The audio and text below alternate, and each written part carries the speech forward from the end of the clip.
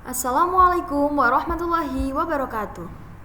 Pada kesempatan kali ini, saya Zafira Alfida dari kelas 10F akan mempresentasikan tugas akhir informatika dengan topik flowchart program. Pada tugas ini, saya diminta memilih satu soal dari nomor 1 hingga nomor 3 dan dua soal dari nomor 4 hingga nomor 6. Kemudian membuat flowchart dari setiap permasalahan tersebut. Berikut adalah penjelasan dari nomor-nomor yang saya pilih dari 3 flowchart yang saya buat.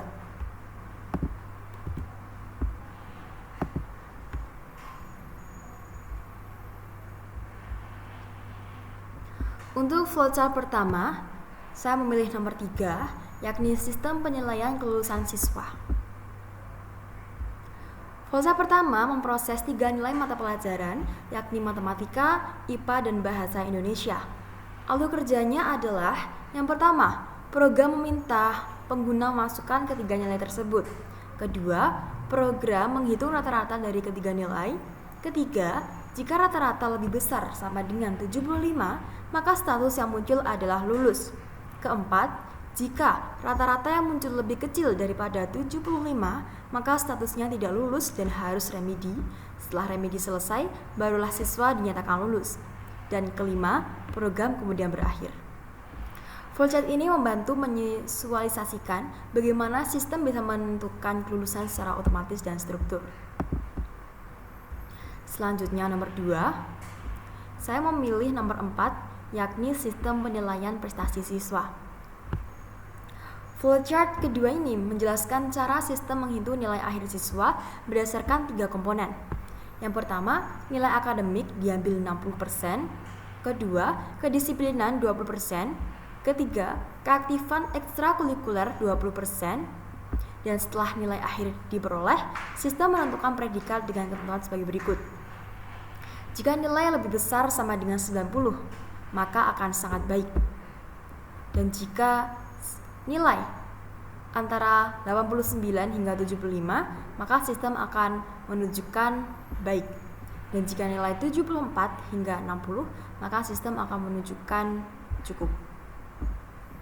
Dan jika nilai kurang dari 60, maka sistem akan menunjukkan kurang. Flowchart ini menggambarkan bagaimana sebuah sekolah digital dapat menilai prestasi siswa secara objektif melalui bobot nilai tertentu. Selanjutnya, nomor 3, saya memilih sistem denda perpustakaan digital. Flowchart ini terakhir menggambarkan cara perpustakaan digital menghitung denda keterlambatan pengembalian buku.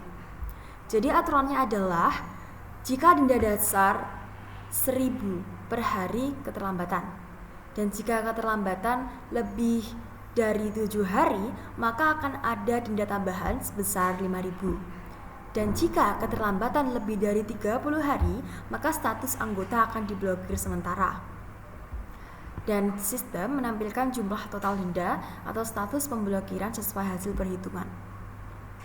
Nah, flowchart ini membantu memahami bagaimana sistem perpustakaan dapat bekerja secara otomatis dan konsisten dalam memberi denda. Mungkin itu saja yang dapat saya presentasikan, dan saya sadar dengan menyelesaikan tugas ini, saya belajar bahwa flowchart sangat penting untuk menvisualisasikan alur logika sebuah program. Diagram alur membuat proses pemrograman lebih jelas, teratur, dan mudah dipahami.